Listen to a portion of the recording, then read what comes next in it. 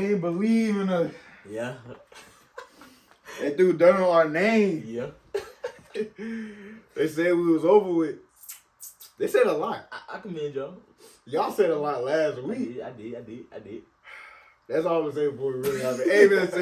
Yes, Welcome sir. back to another episode of the Juh Kickin It Podcast Yes, with your favorite host, D-Loin. Man, Will, you know the drill.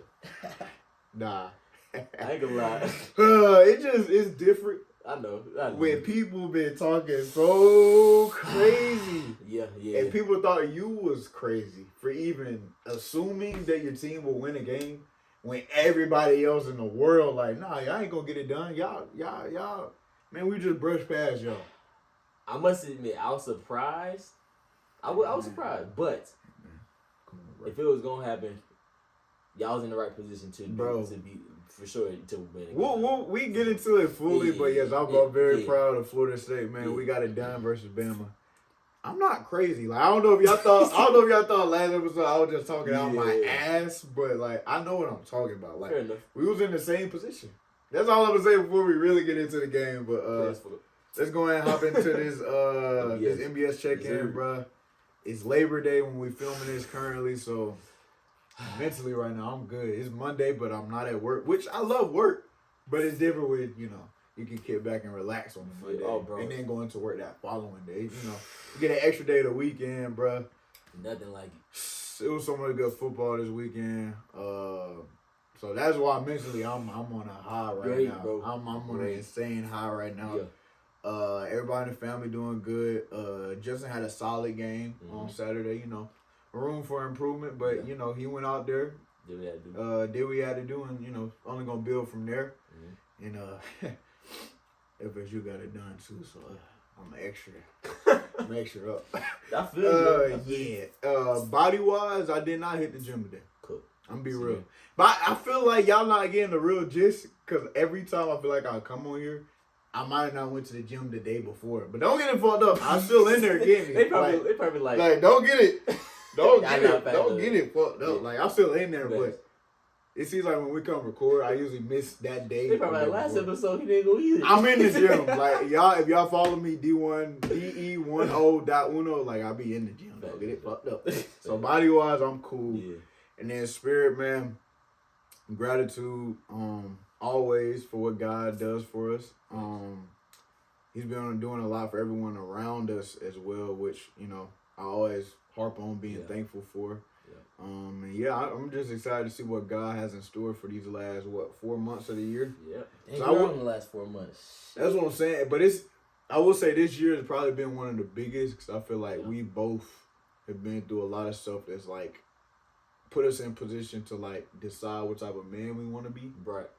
So I feel like on this back end, these last 4 months, we can finish strong. Like gotta finish strong, because I feel like we start off strong, and then we've had a great year, but it's definitely, like I said, it's been moments where like, all right, it's tough. Like this ain't easy. Like you're a grown ass man now, so you're gonna decide what type of man you want to be with this situation and just how you go about things. So I'm just thankful for God putting me and all of us in those situations, having each other as well. With the stuff we've been going through. So God, I thank you for another episode. I feel it, bro. Like you said, this year just finally tested the tools we were given. We've been tested this year. But I'm saying we were given tools to take the test. You know what I'm saying? Yep. But yeah, bro. So pretty much saying, man, I'm in a high too for like it being Labor Day on a Monday and not working. I've been traveling recently a lot. You have been traveling, bro. I know, bro. Outside for real, bro. I'm so done with going on the plane right now, bro. Yeah. I'm ready to chill in the crib. You tired of Biscoff and the ice cold water on that plane? Yeah, it be like that. It be like that, bro. You know what that Biscoff? That's what they give you on the plane. Let me get that Biscoff. Let me get a Sprite. The Biscoff hit. Yeah. Yeah. So you know game, my bad. Well, I'll be honest. I know game, but the past few times I've been flying, I've flown Frontier. I mean, it's like thank you. I make like now more Delta, but like Frontier when I go, I do fly Frontier like a couple times if I go back to my hometown. Yeah, I go there. Quick and easy. You in and out. You in and out. Like this. But vacations, I gotta do it big. Do it right. I'm knowing. Yeah, I'm knowing. But no, body wise, man, amazing. Y'all did legs today? Legs. Legs on Monday is tough. Legs, bro. Not gonna lie. And I was alone. Yeah, you was alone. First like 30 minutes, I was alone, bro. My dog. It was just pain. Yeah, it was straight pain. I guess that's what God had in store for you to do. Pretty much this year.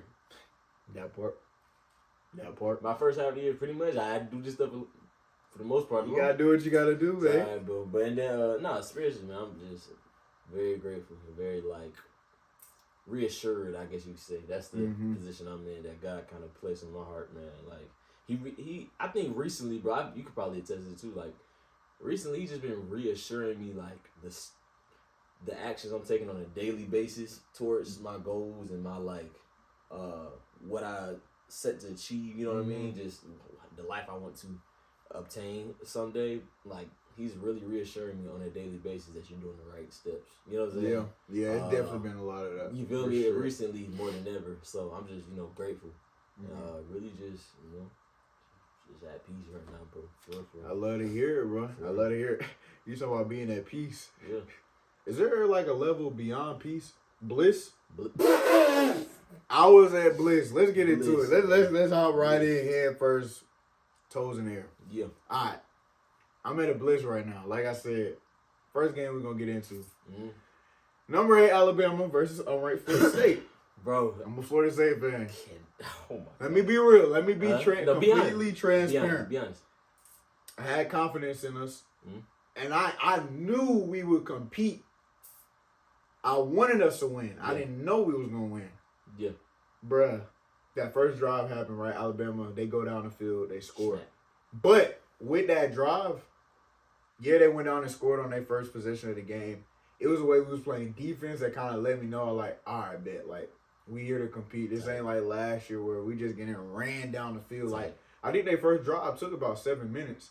So we was getting stops, but that first drive, we was having trouble getting off the field on third down, and then I think they converted on like 2 fourth downs. Yeah. But the way that first drive went on defense, I was like, all right, they fighting. Like, and we was physical. So, like, that is true. They scored, but it was a physicality that was showing me, like, that is true. All right, like, niggas coming down. Like, niggas, we not looking at Bama like, oh, like, we scared to play. Like, nah, we setting the tone. It was good to see. It was refreshing to see that kind of. I ain't gonna lie. College football is at its best when Florida State at the top, bro. Let me be real. It kind of just it did, because like, even with Auburn playing back. That part, bro. Like, that part. It kind of did remind me of, like, the playing field kind of just being level. It's definitely being like, level. You know what I mean? Definitely. Like, so that first drive, they go down and score. That was tough. And then I'm like, oh, we gotta score in that drive. We got to. So our offense get the ball next possession. That boy Tommy. I didn't think y'all was I tried to tell y'all. Bro. I said, all right. No, don't get me messed up. Tommy is that nigga. Yeah. No. I know now. Does he has room to improve? Yes, every college quarterback does.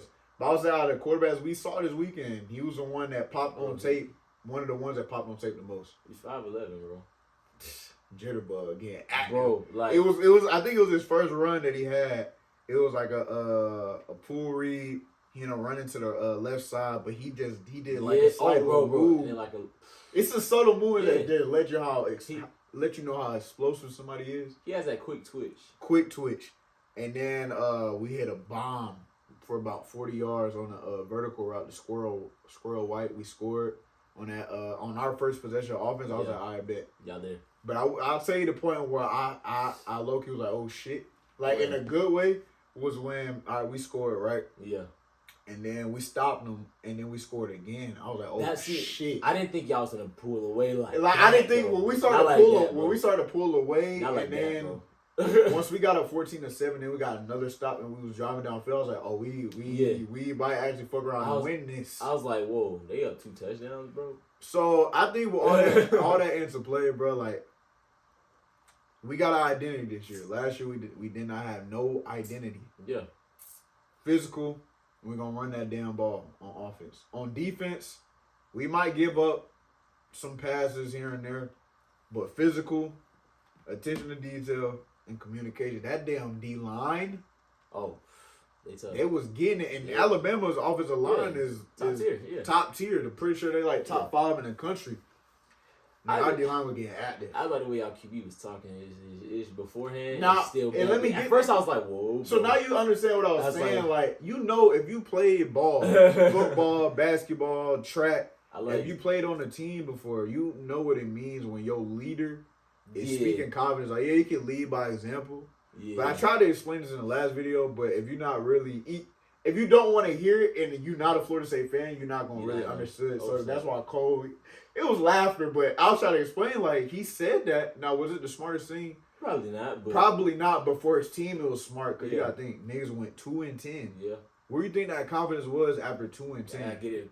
I got you can be scrappy to want to win the next year because you went 2-10, obviously. But the confidence will take a while to build. But when he came out before the season and said that, and then went out there on Saturday and stamped that shit. He did stamp it. Stamped it. That's that part. I gotta respect. You have to respect that because he said what he said, right? I got to. Whether you agree with it or not, I got to. You always gotta get somebody that probably they say some shit and then actually do it. I got to. Nigga said that shit. We actually went out there and stamped it. He did. I think he had over 200 yards all purpose. 150 yards in the air. He only threw the ball 14 times. He had 9 completions. Very efficient. Yeah. Our run game was run the ball. So, like, I'm going to be real, though. My expectations is still somewhere around here.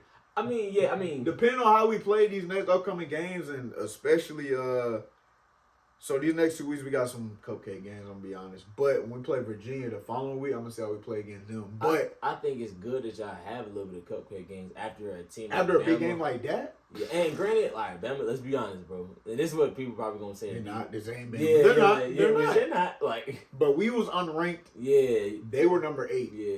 They have more talented players than us. Yeah, for sure. We sure. Still got time. It's still FSU. Don't get it fucked up. And I think don't get it fucked up now. And that's what Tommy was doing too. Like, he was trying to like let his teammates know, like, bro, we're Florida State. Like, they're Bama and they got a whole lot of rings from Nick Saban. Like, they got prestige, but nigga, we Florida State, nigga. Like, our name, we're a blue blood of college football. Like, let's be real. So I think he did all that to reinvigorate confidence.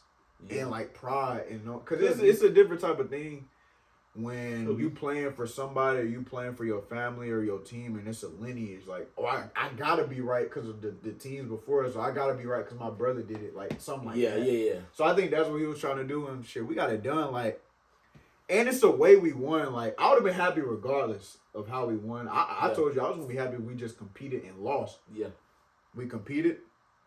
We was more physical. Looked like we was playing faster, nigga, and we dominated. It was one point in the game where it got like, all right, we probably wasn't playing our best in the third quarter, which we can fix. It ain't the easiest playing from up front as you may think, because your play calling kind of like you don't want to fuck up. But I knew we was a little different this year, where it was I think it was the beginning of the fourth quarter. Alabama had just scored again to make it a one-possession game. It's 24-17, beginning of the fourth quarter. I'm like, all right. Teams in the past, Florida State, we probably fuck around, crumble, throw a pick, fumble. Something would happen to where we give up this lead. But when we went down there, we got to stop. Mm-hmm. And we drove downfield and scored. I was like, all right, we different. This is how we responded to that. Let's be real. Your behind get a little tight in those moments. Like, but we responded. We ended up scoring. We won again 31-17. I was like, we're different. I would say now Bama's dynasty is definitely over. Is it over with? Yeah, I think it's definitely over. I think it has, because like, bro, it's a way they lost. Like the whole culture is even different, bro. Like it is. Like it's just so. Like, I mean, I've even seen former players starting to say that now. Like it's different, bro. It's not the same. So different. But I will say on top of that, FSU isn't. They're back respected, but they're not all the way back to where FSU was known for. That's still on the table to see. You know what I'm saying? I think that's still on the table to see. They need a real we grabbed the respect. Y'all respect it, yeah. But grabbing that top tier, we still got to get that. But as of right now, like this is what y'all were used to be like. Yes. Type deal. No. As of right now, we got our respect back. Like okay, these niggas. It's a physical team, and I think the swagger too. Like some of the best Florida State teams, they had a guy that was gonna pop it. It lets you know, like, no, we're Florida State and we them guys. So, like, in the past, it's been guys like Jalen Ramsey, Jameis Winston. That's true.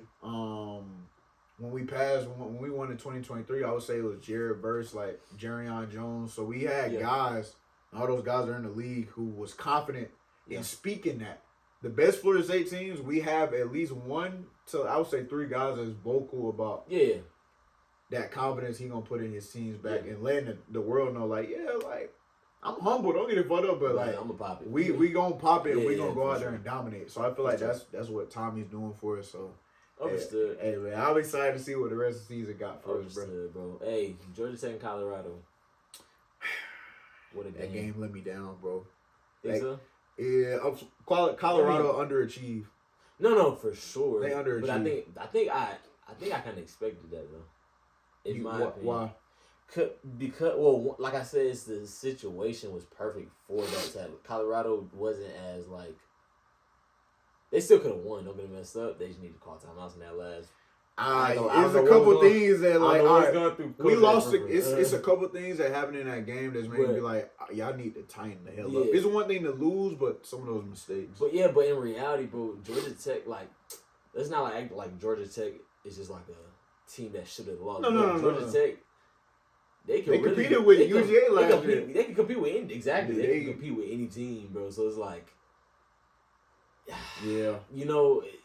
I think it's more like, all right, we knew going into the game, if you were a real football fan, you pay attention to things. You knew Georgia Tech was good. Yeah. Everybody knew that. This was going to be a good game. Mm-hmm. I said that. But, bro, Georgia Tech had 3 turnovers in the first quarter. It was a bad game. And Colorado only had 7 points to that. That's crazy. That's unacceptable. unacceptable.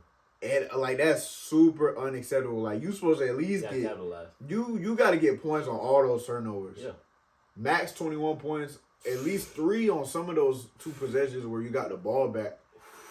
So it's like, bro, I know what's going on in that locker room right now. Well, Dion. I know Dion gonna get that corrected, but I'm saying like just like the week I hate because when I played defense in college, bro, like if you had 3 turnovers as a defense. You're supposed to be celebrating that next week of practice, bro. So I'm already knowing like how the defense is looking at the offense, even though it's like it's a team game, bro. Naturally, like in the locker room, you like offense. Are you serious, bro? Bro, what else can we do, like for real? Like Georgia Tech running the ball and have all them yards. That's one thing, right? Like, all right, y'all got out physical. We don't fix that. Yeah, but it's not scoring off of opportunities to present themselves like that, especially in a game where you know you're playing a good team. And I'm gonna say I think Georgia Tech probably went into it feeling like the underdog. I feel like they did.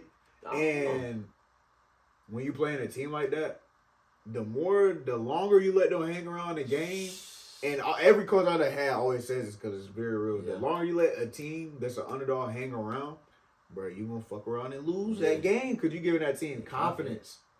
And I'll say this, if Colorado would have scored on all 3 of those turnovers and it would have been 21-0, it'd have been a different game. It was way different game. So, like, I think Colorado will be fine, but they got to fix some of those mistakes. Yeah. And then I'll get on the quarterback, K-Salt. Good player. Was this game his fault? Hell no. No. Did he make some mistakes where I'm like scratching my head? Yeah, no, I was there. Yeah. Yes. I bet very questionable. Like, and I feel like he's in a position to where this is his last year. He wants to be a high draft pick as a quarterback. It's pressure.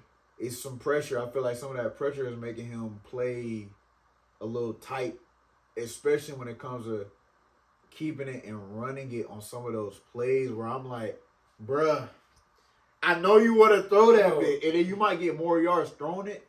But for this play in particular, if you just run a couple yards and slide, you got the first. Like, live to fight another play. Like, and I know for a QB this is different. And I'm gonna ask you, like, what is that position you think he's in to where like this is his last year? They label him as a dual threat mobile quarterback. He wants to show off the arm. I'll tell you exactly what it is, bro. It's that quarterback room pressure. If you notice, bro, that quarterback room pressure when you know it's someone behind you that part too. Like at the QB position specifically, because that's like the commander of the like offense, bro. Mm-hmm. If you literally know it's a QB behind you, especially if he's younger, that's actually legit and like can really pick up the keys. Yeah. If he wants to. Yeah. You kind of like you start playing. Well, not me, but I'm saying like as a QB, a lot of QBs have a tendency of just starting to play, or try to play a game suitable to the coach's liking rather than what their play style really is like. Mm-hmm. So that's probably why he had like unnatural tendencies in that game, bro. He had a lot of overthrows. You know what I mean? And it ultimately ends up looking bad. Like you ultimately end up messing yourself up as a kid. Yeah. For I don't know, but I think that's a part of it. It may not have been the whole. And I'm glad you brought that up because I feel like he's playing not to fuck up. Yeah, that's exactly that's what it is. The worst. Especially at the QB position. That is the worst place to be in when you're playing when you're doing anything in life, when you're doing it not to fuck up, or especially in sports, when you're playing not to fuck up, mess up. It's different because you're playing tight and you're not playing the actual flow of the game. You're just trying to do everything in your power not to mess up versus when if you're doing everything in your power to make a play, you play so different. You play free. You play free. So that's exactly what it is. I hope next. Well, I know next week they'll get it right. They play Delaware State. They're gonna get it right, but it's just so noticeable at the QB position, bro. It was. You know? I also think they need to lean into the run game because they was when they chose to run the ball, they was toting that motherfucker. They had, I think, 31 total carries as a team for around 150 yards. Was 4.7 yards a carry, which is good especially compared to last year. That's great. So it's like it is. I'm not trying to get nobody fired, bro. People gotta take care of their families and shit. But I am gonna say this: OC for Colorado, bro. You gotta call some plays that's more intuitive for the QB you got now. I feel like he's stuck in his old ways where I got two. Even if I call a bad play, he'll straighten everything out. The quarterback you got now, he's a good quarterback. Yeah. But you got your call scheme gotta be a little different. Like you should be calling some more like maybe QB runs. Yeah. Some more intermediate short stuff. I think that's what the best OCs do best though. Adapt to your player. Don't make the player adapt to your scheme. Adapt the scheme to the player. Yeah, you got to meet them halfway, bro. I think, like I said, Colorado will be fine. Yeah. But if I'm being honest, I just gotta keep it a bean and say what I see. I ain't gonna lie, K-Salt. These next two games, especially with them being easy games, if you don't pop it these next two games, it's going to get real scary. They might throw Juh in there earlier than expected. These next two games, it has to be, like, clear that he's, like, the leader and, like, he's the, you know what I'm saying? He can run the offense smoothly and effectively, bro. Yeah. Like, you know what I mean? It has to be, like, clear. It can't be, like, a blurred line, especially in his situation, when it comes to the quarterback situation, bro. I mean, anyway, all right. Georgia Tech, Colorado. Georgia Tech got the dub, bro. I mean, Georgia Tech look good though. Surprised, bro. They look good. Like Georgia Tech will be an ACC contender. Like no question at all. Like the way they run the ball, their defense is cool. Like it's nothing great because Colorado didn't help themselves. Yeah. So you can't really look at this game and say, Georgia Tech has a great defense. Yeah. But they'll be an ACC contender. Facts. They can run the heck out that damn ball. Haynes King, like I said. What's her name? Jakey Rondo said that he run like he a nigga. I mean he do though. Like he not going down. He not sliding. He really gonna try to run through your face. I was kind of like, bro, you tweaking. Like, you hurt yourself. Yes, you feel me? But I'm like, I kind of liked it though. I ain't gonna lie. I like what I saw. Anyways, what we got next? Arch. Texas versus Ohio State, right? That was the biggest game we probably have ever had for an opening weekend for week one. But what did I say last week, bro? Like, all right, let me disclaimer for if you watched the game or if you didn't. Ohio State got the dub over Texas. It was 14-7, very low scoring game. Mm-hmm. We saw first off, both defenses are gonna be super good. Oh, bro! Like Ohio State defense, Texas defense. They gave up 14 points. So you had good defense on both sides. Let's get the Arch first, right? Yeah. First game under the lights. First away game starting. First time being in the driver's seat as the guy for the number one team in the country. This wasn't the most ideal position to be in, especially going up against this defense. What I will say, for the people that's writing them off this early, don't do that. Oh yeah, no, don't do that. Like it's week one. Oh yeah. It's week one. This is his first year starting. We're not saying that. He's playing the number one defense. Let's take all this with a grain of salt. He didn't look He didn't look horrible. Let's be real. He didn't look horrible. He showed flashes, but it's definitely a lot of things to improve. He showed flashes. He definitely showed flashes because I was saying that fourth quarter, he did put them in position to at least have a chance.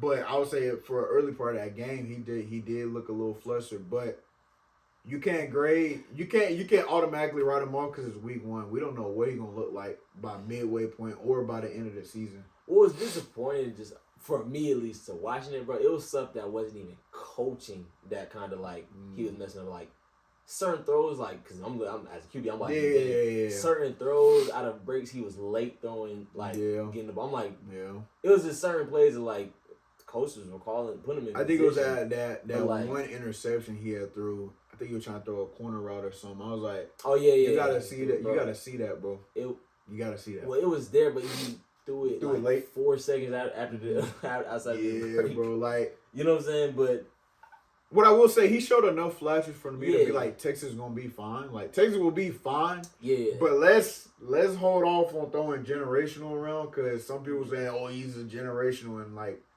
all we had seen up to that point was him against lesser competition. So like, I feel like take that generational tag off for now. Yeah. He's a solid quarterback. Let's say that. He's not bad. He's better than a good bit of quarterbacks in college off of talent. Now what needs to catch up is that mental side of things. Once that mental side catches up to his physical traits, I feel like we'll see what people say sometimes. I'll tell you this though. I actually love his chances on just how different he's gonna look by the end of the season though. Oh bro, that's what he needed, honestly. I think that'll be good for him. Every first start, you need like a humbling moment. Yeah, you need to get brought back down to reality to figure out what you really need to fix. Yeah, but nevertheless, bro, I was like, Ohio State's gonna win again. I just didn't think it's gonna be that low scoring. It was a boring game. Yeah, it was so boring. But defense was great, but it was a boring game. Like it wasn't really. Shoot, I can't really remember too many explosive plays. I mean, Arch had the one explosive deep play for the touchdown at the end of the game, and Texas had a deep ball as well. But other than that, like the stars didn't really star. I'm gonna be honest. Besides maybe Carnell Tate. Now Carnell Tate for Ohio State popping. He looks. I'm gonna go ahead and say this now. Carnell Tate will be a first round receiver. Yeah. This upcoming season, 17 for Ohio State. Understood. So that brings me to their side of the ball. Their quarterback look pretty good. I'm not saying he's great. I'm not saying he's the best quarterback. You can see it, though. But you can see, like, all right, Ohio State's in good hands. And you know why? It's because the wide receivers made him better. They made him better. I'm telling you, bro. And he made the throws that was needed. Like, I'll be honest, he didn't really miss too many throws. The throws that he was asked to make, he made it. And this game didn't really showcase really what the offense could do. Bro. So, we only seen glimpses on both sides, like on Texas side and Ohio State side, like just glimpses of what their offenses can be. But like their wide receiver core over their Ohio State, bro. Gosh, and Jeremiah didn't even have his best game. He had 2 drops. That's the scary part, bro. So you feel me? And they still won. Like I said in the last episode, all Julian saying has to do for Ohio State is drive the ship. Literally. Stay just watch the GPS. Watch the GPS. If you need to turn, make a turn. You'll be asked to make some crazy turns sometimes or some plays. But for the most part, bro, you got all the teammates you need. All the tools you need is there. So all you need to do is just follow the instructions. And he did. I like what I saw out of him. Yeah. He seemed like he got a little twitch to him too. Like if he needs to run, he can. Yeah. So Ohio State. They off of week 1 alone, we're just looking at week 1. They definitely look like the top team. Obviously, they're the best team right now. From what we've seen in week 1, for sure. That's what I kind of thought in my head as well. Defense is great, and then on offense, I feel like if they need to get in a battle with somebody, they can. Like as far as going back and forth. So Texas will be fine. Arch will be fine. Let's slow down on just writing them off and saying this guy isn't it. Is some of that warranted on his end? No, but. Some of these people, these media personalities that was saying like generational and first round, first number 1 overall pick, let's slow down. Yeah. Let's slow down. Let's let them develop. And then let's come back to this maybe towards November. Now that's what I saw. Fair enough. Fair enough. My boy. All right, we're gonna move it on. Yeah. My boy Carson Beck. Hey, he surprised me. Let me be real. He kind of surprised me, bro. Let me be real. I still feel like he a dog. He surprised me, but then I also had to remember, like, he wasn't bad at Georgia. Like, he did lead them to some good, promising seasons. Now, did he do what Stetson Bennett did? No. But that and I like to bring up this point a lot. You was coming off a major high with Stetson Bennett. Yeah. And I feel like the expectations were still here when the quarterback y'all was bringing in didn't really have the same experience. That's true. He had been sitting. That's fair. He's not the same player. That's fair. But the thing is, I don't know, him leaving Georgia gave me a bad taste in my mouth, realistically. So I was like, I don't know. Mentally, I didn't know if he was going to be able to, like, I didn't know if mentally he was, like, locked in to be like, I can do this or steer the ship at another, you know what I'm saying? Another school.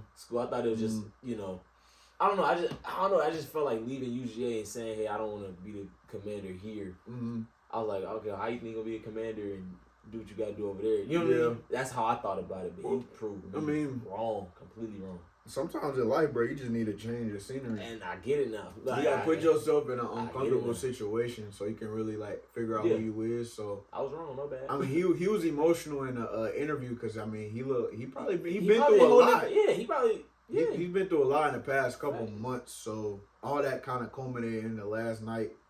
It was a top 10 matchup.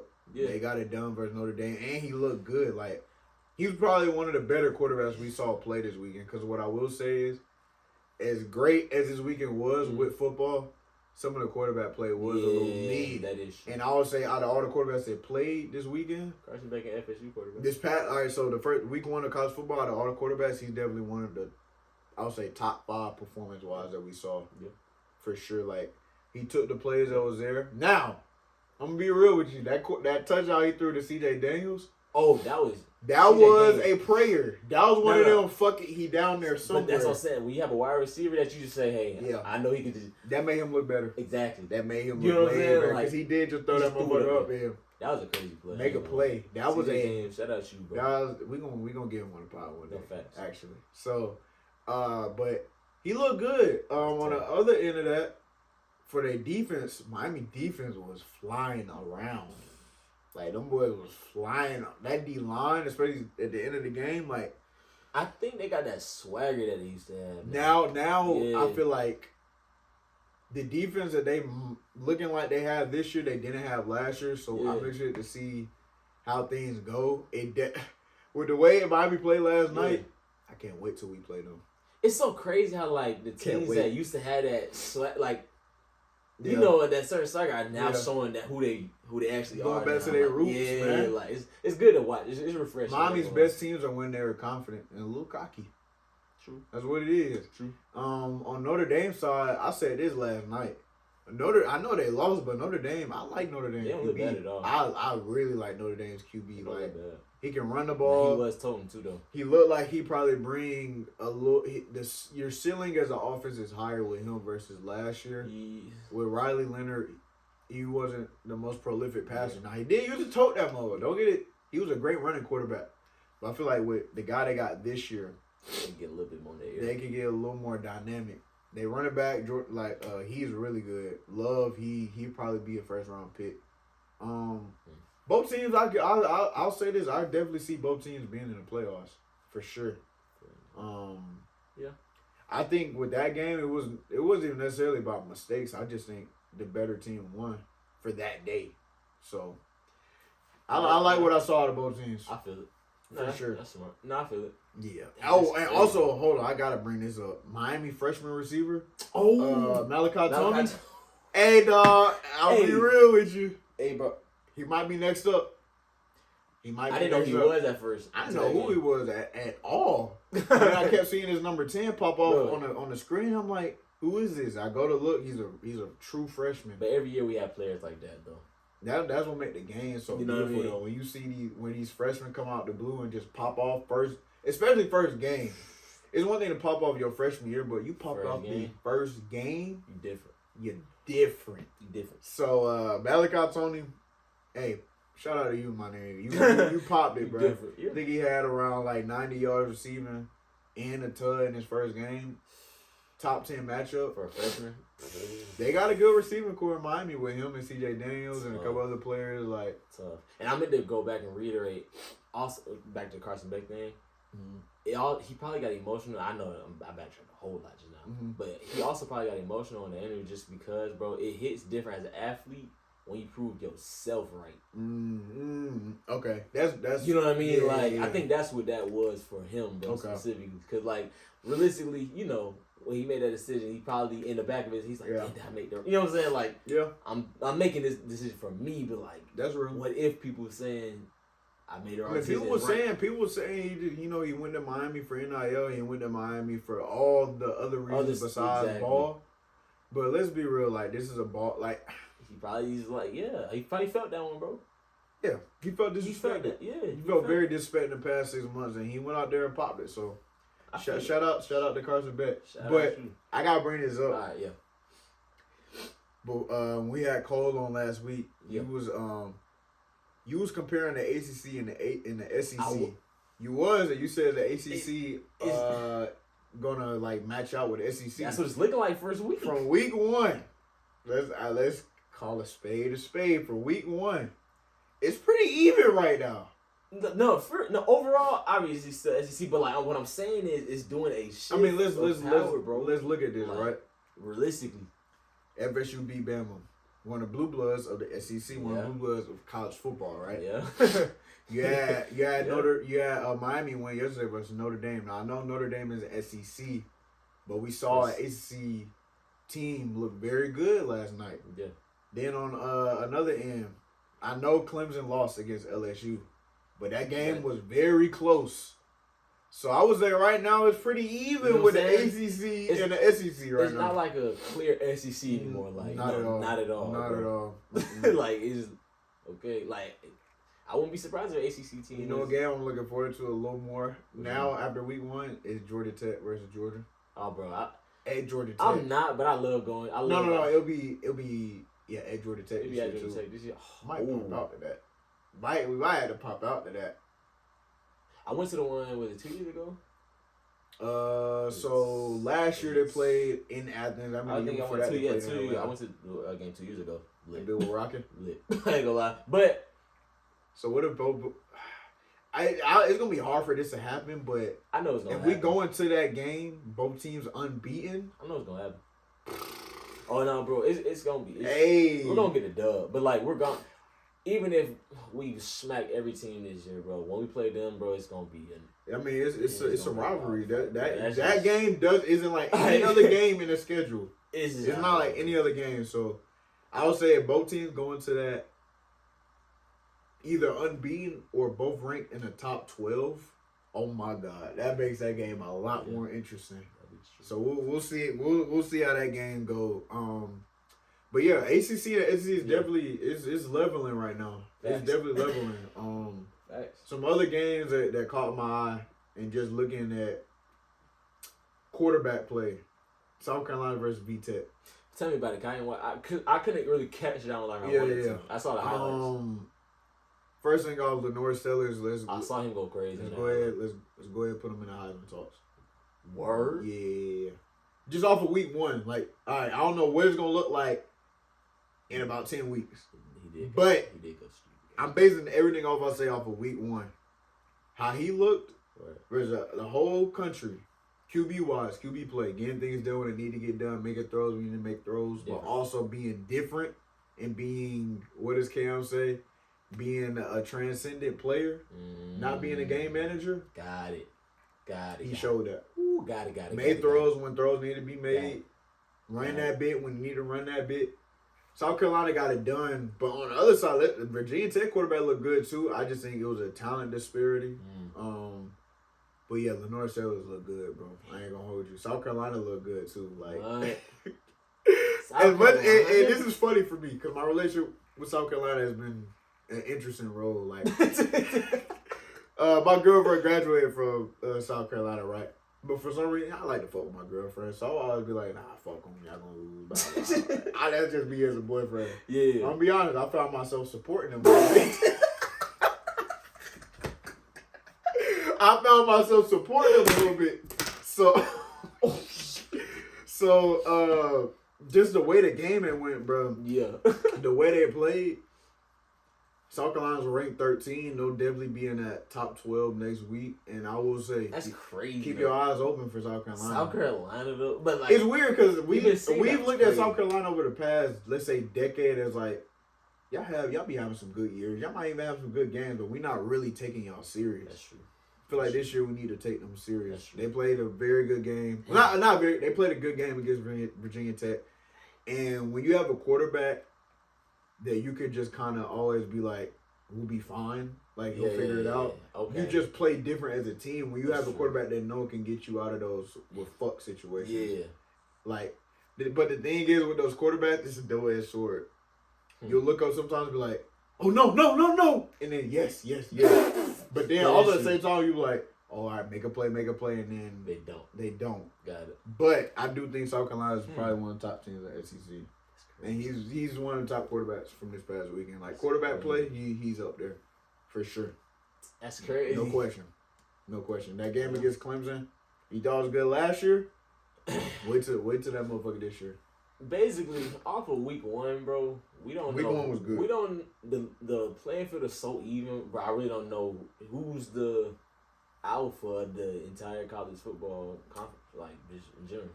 Like I said, right now, week one, if I had to pick the top dog, it looked like Ohio State to me. Yeah, Ohio State maybe, but like. Yeah. Because, I mean, even with y'all, like, I mean, y'all look good against Marshall, but I can't grade too much. Y'all played Marshall. Yeah, like, that's what I'm saying. We're supposed to. But for the teams that had them marquee matchups, Florida State popped off. No bias. Florida State popped off. Yeah. South Carolina popped off. Miami popped off. Also, another game we didn't talk about yet, Clemson versus LSU. Oh, now, in the past years, we will always get on Clemson since that year they won the Natty. Yeah. Defense. Can we have a defense? Can our defense get it done? We know we got a good offense. We're gonna always have a good offense. And I'm saying I'm speaking from LSU perspective. They got it done, bro. And the thing what set them apart from previous years was when they needed a stop on defense, they got that stop on defense. And they obviously didn't even play that well. Like, it was a low-scoring game. Yeah. But their defense got to stop when they needed versus past couple years, and I was listening to some podcast this morning, they was talking about it. In the past, I would say 3-4 years openers for LSU, they have lost, and their defense hasn't looked good. Their defense hasn't been reliable in the past couple years, but what we saw with Saturday night was LSU actually has a defense they can rely on to where, like, all right, if our offense isn't getting it done, we got a backbone with our defense. Okay. Now, on Clemson's side of things, they'll be fine. I told E-Man, y'all will be fine, but K got to play better. You got to get some more production out of that receiver room, too. Like, I did. When it's great to have a quarterback. It's great to have a quarterback who can get you out of those oh shit moments. But if you don't got no receiver in that room that's like, and excuse my French, give me the fucking ball. Yeah.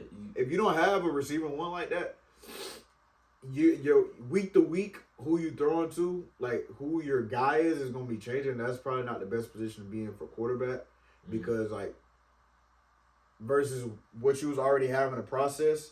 You're having to process a little bit more, and I'll ask you this. Yeah. When you know you got a guy, I feel like you play a little looser when you know, all right, all those fields, I got this guy that I can get the ball that's going to win. Yeah. I don't know if Clemson got that right now. Well, they got that, but I think he was hurt. So the guys they had out there, none of them was like that. Okay, because, you definitely played different as QB. Yeah. Okay. That makes sense. So, I'm LSU, yeah. And I would say from a QB perspective, Garrett Nussmeier, another one of them quarterbacks that probably looked like one of the most polished this weekend. It's crazy because realistically, bro, offensively, and that's maybe why the QB, like, we didn't get too much out of the QBs last weekend. But offensively across the board, bro, it hasn't been like, we haven't seen really the full potential of all these teams yet, bro. Like, offensively. Yeah. You know what I mean? Like, just because... I really don't know why the game's been so low scoring this weekend.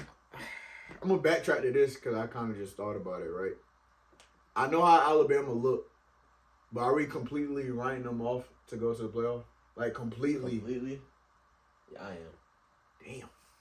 Bro, they look like I am, bro. They look like it was the way they lost, huh? Yes, bro. Like it would be different if that game was competitive throughout all 4 quarters. It was bad, bro. Even and obviously, just know this right, Alabama. Alabama obviously is a prestigious program, all that. But like, and this is nothing towards the head coach either. But like, as a leader of your organization, bro, it's like when that happens, bro, it's like I didn't see no like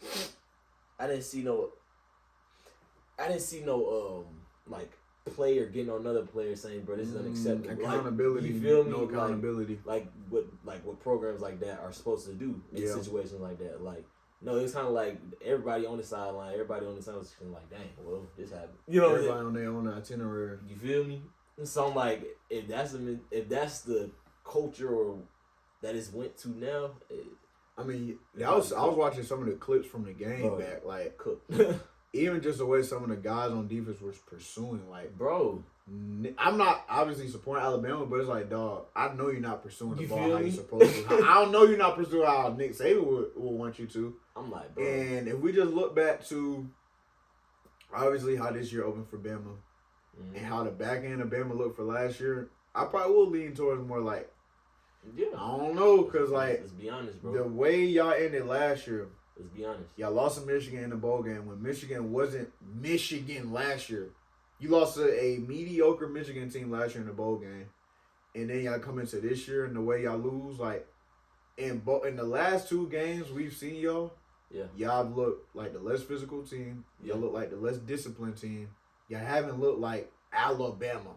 Y'all just look like another team with some good players, but y'all just what separates the great teams from the good teams and the good teams from the mid teams is all about that level of execution, that level of accountability and just physicality. Yeah. And in those 3 categories, Alabama's been lacking, bro. They've been lacking. So I'm gonna be real.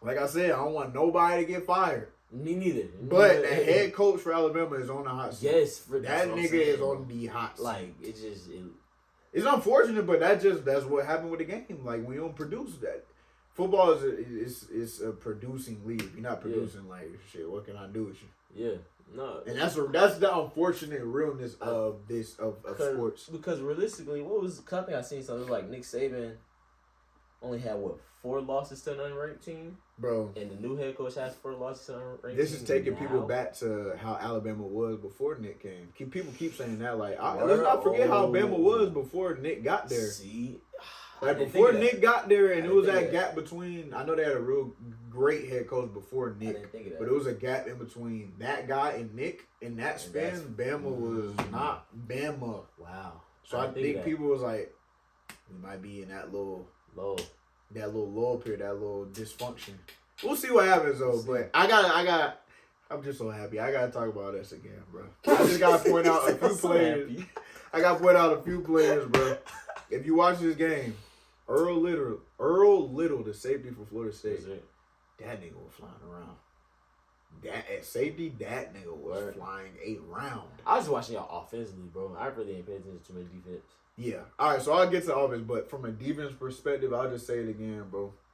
Physicality, we was flying around. If we did make a mistake, you actively seen players going up to each other and be like you got to fix this, or like you seen them communicating.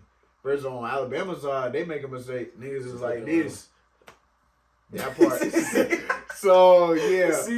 And I'll point out our D-line, bro. Like, I gotta just say this again, bro. Like, they like that now. Keep pursuing, keep fighting. Even if you don't win that initial move, like, keep pursuing the ball. Like, and that's what they did the whole game. And Ryan Williams, we took out their number 1 guy. And you can see as the game progressed, because we kept smacking him. When you keep smacking a player, regardless of position, he's going to be moving a little more lightly than he was before because he's afraid of getting smacked. And it was one play, and I hope he's all right. Yeah, of course. But I think he was running like a post or something over the middle, and he was already being covered by somebody, and then Earl came out of nowhere. Boom! I know it might have not been the legal play, But that's like a tone setter. It was a tone setter. Like, nigga, we not fuck. Like, bro, we coming downhill. Yeah. You gonna feel me. Yeah. You might get his first down, but you gonna feel me. And that creates a different personality for defense. And it was different because it was to, quote unquote, the best receiver. That part. In the receiving room. That part. On the Alabama side. Mm-hmm. And I don't know what he had going on. Because realistically, that was the worst game I've probably seen him play. Yeah, for sure. If I'm being realistic. For sure. Yeah, he had about 3 drops. Yeah, he had his worst game. And it wasn't, I'm saying, it wasn't even like it was, in my opinion, I didn't think it was like a QB thing too much because it was like something he just. Let's talk about the QB for a minute. You know what I mean? They didn't win the game, but we not gonna say Ty lost him that game. No, like bro. He honestly played well. Bro, he played well. I just never seen that many drop balls in my life. It was a lot. It was for him. For him, bro. For him, he had three or 2 drops. Like, no, that's unacceptable. For him, that's definitely unacceptable. Yeah. So, but on the offensive side, bro, we just looked like everybody knew, like they knew what the hell they were supposed to do. Yeah. On, I'll say 90% of the plays. Mm-hmm. Like, everything was attention to detail. People was blocking. People was hitting their gaps. Running backs was staying on their tracks. Yeah. Quarterback read 1, 2, 3, not there. Get the hell out of there. Not trying to make too much happen. Like, for the most part, Tommy didn't look like he forced anything. Mm-hmm. But also, what helped was the way the game was flowing. He wasn't put in a position to have to do anything like that. And that's also on Gus Malzahn for the play call. Like, he was never put in a position to be like, all right, I might have to be Superman on this play. I think that's just the perfect. I think what they got going on offensively right now, and we cut off after this, but like, I think this is what shows when you have a good QB and OC like relation. Like, you know what I'm saying? They both OC know what he like. The player knows what the OC's probably gonna call. Literally, bro. Yep. Like, you can see it's obvious, bro. Yeah. Like, cause like you said, the OC not putting him in a position where he has to, you know what I mean? Get out of character. You know what I'm saying? He can do what he needs to do. That's the same thing. The offenses you see be the well-oiled machines. Usually, that quarterback to OC relationship is probably like this. With some of these offenses where you see them sputter a little bit, you might want to check on that relationship between the quarterback and the OC because something it's a disconnect somewhere because maybe what that OC is calling for that player don't match that player. And maybe the player just don't like necessarily what the OC is calling. I'm saying, or like he just not following what the OC is calling. Yeah. Like, for instance, like you said, y'all's QB is like 1 read, 2 read, 3 read, get out of it. He's not trying to do something out of it. You know, pull a magician trick. You know what I mean? We're not asking you to be the ultimate pocket passer. And that's what Gus Malzahn just pretty much wants out of a QB. And it just works perfectly for them right now. So he played off his strengths perfectly, bro. Like, I don't know. It's just something about Tommy. Like, I just feel like he's put a shot of energy into the whole Florida State fan base. I feel like we need it, and it's going to propel us for the season. I'm excited. Are we going to be ACC champs? I don't know. Tough. Are we going to be a good team this year? For sure. Hell yeah. For sure. Hell yeah. For sure. Hey. It was a great week one of college football. I ain't going to hold you. It was what a weekend. And then we get to see how what's the name is gonna look? North Carolina. What's that head coach they got today? Today, right? Yeah. Who played today? Bill Belichick. We're gonna see how he look in college. Yeah. So just looking from the ACC, I'd say top teams right now, especially our opponents they beat. FSU, Miami, Clemson didn't look bad, even though they lost. They still look solid. Would you put Tech up there right now? Tech 2. Yeah, Think Tech so? 2 for sure. Off of week one, they won the top teams. Because I know they only play Colorado, but Colorado's gonna be a good team. Yeah. Like we both know. Yeah. Some of these games that we saw this weekend, like you gotta take with a grain of salt if they did lose, because like LSU and Clemson, we both know both those teams are gonna be good. So whoever lost, like let's just not count them out and be like, oh, they're done.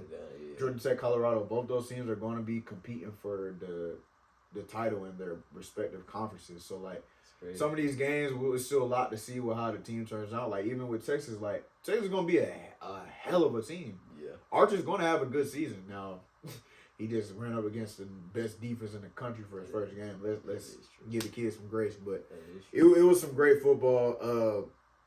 We also finna get a whole nother month of entertainment along with Ball with Casanat. He's been quiet over the past few weeks, but usually with Kai, if you tapped in, you notice when he gets quiet, probably something big finna happen. Facts. How you think Mafia Thon 3 finna be? Casanat is like Mafia Thon 2 was insane. I don't know what else he could do. So it's like, what do you pull out for this Mafia Thon 3 that tops that? I'd say this. I know he's definitely gonna tap into the like you're gonna see more industry, like heavy hitter industry. Like this isn't just like a associated person through somebody else type of industry friend. No, this is how did you get this industry? Like how did you get this guy on here type of deal? Yeah, you know what I mean. Like someone who don't show their face too much. Yeah, on like especially streaming wise. I mean, Michael B. Jordan in the trailer. You feel me? That was my that's like kind of like the teaser of like what it's gonna feel like. Yeah, people of Michael B. Jordan's echelon type of deal. It's gonna be a movie. Like it's gonna be a movie. Is he in? Are they doing it in Atlanta? Like is he in Atlanta? I don't know. Cause I know he did a scavenger hunt either 2 days ago or yesterday, for people to go and find like different messages that he put out. So, I feel like after this Mafia-thon though, he's not finna be done streaming. Don't get it messed up. But I know what you're saying. He's finna slow down a little bit and like pass a lot of his stuff on to the Clover Boys and all of them. Agreed. So I'm excited. I think it starts today. So we're filming this September 1st. Yeah. I'm excited to see what happens with Mafia-thon 3. He's gonna end up cutting his hair too, cause he's gonna hit that 1 million mark. Like his supporters, they're going to get him to that 1 million mark. So when hey dog, when you cut your hair, for all my niggas that have cut their dreads before. He gonna have some pain, cause I know he been growing his dreads for a minute, for a long time. It'll be worth it. You hit 1 million subscribers, bro. You going to go back? I don't know. It's just easy to maintain the short hair, might go back. I just might braid and just. Ain't nothing wrong with that, braid bro. And fro. Ain't nothing wrong with that. The last thing we gotta touch on, bro. How you think DDG Are You My Ball Love Show went, bro? Overall. It was a success, but you know, social media is gonna have their opinions. Yeah, for sure. I've seen some of the most recent things people have been saying. For sure, and low key kind of did set himself up for that. Yeah, because I know he's trying to, which is ultimately the way DDG works. Anyways, is any feedback is good feedback. Yeah, like, because he could capitalize. Any traction is good traction. Like, that's if y'all don't know DDG, he really don't care if you hate, if he don't care none of that, because like he literally could. That's how he'll turn it into a positive. You know what I mean? That is how he's able to get to where he needs to get to.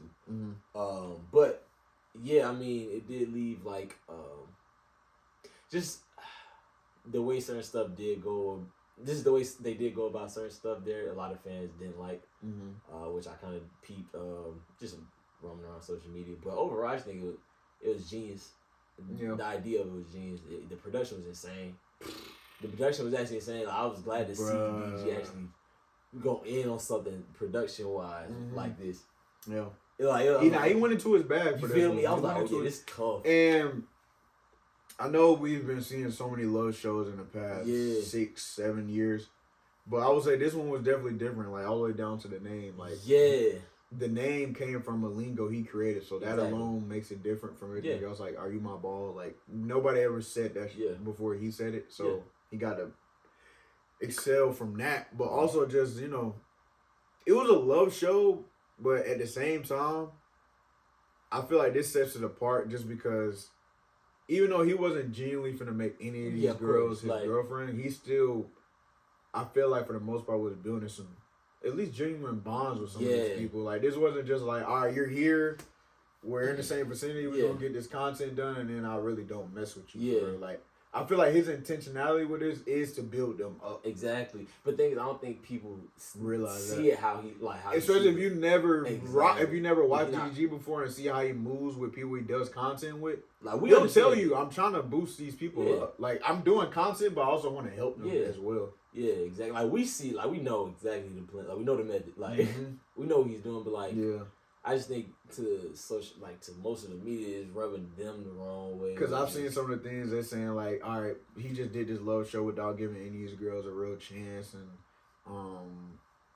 all right, what does it look like for him to be making this type of content and stuff like that? Like, yeah, that's cool, but all right, couple things. He's not doing anything that's out of pocket first, as far as with these women. With some of this content is being made nowadays with men and women and content like this, it can get a little like, are you doing too much, bro? Either end. Yeah. But for this show, it was never a moment. I'm like, it was never a moment. I'm like, all right, y'all doing too much. No, yeah. It was never really like that. Yeah, and the whole thing is, bro, literally, that's what DG was trying to tell people, but it still just don't go through people's head. I think it's a parasocialism thing, but it's literally just entertainment to him, bro. Like, he's just trying to be a good dude, and he's looking out for these people. Like, it ain't even like he hanging them out to dry. Bro, he's looking out for these people. He's giving these people a platform, bro. And then he gave them changing their lives. You know what I'm saying? He's changing their lives, bro. Let's be honest, bro. Like, these girls' lives going in is not gonna be the same going out of it. You feel me? Like none of them. Like, so. Forget how they look. Like, and one of the girls was. Well, I won't even touch. They're on the platform. Yeah, bro. I won't touch on that. But they literally they have eyeballs not to go anywhere, any social media space, and have a following to like do what they want to do for. Regardless of like, what, you know, of course the girls, you know, they had their experiences when they get going through that, and of course people gonna have their opinions on how the love show went. But at the end of the day, we look at this. Mm-hmm. He gave these girls a platform. Mm-hmm. He gave y'all good content.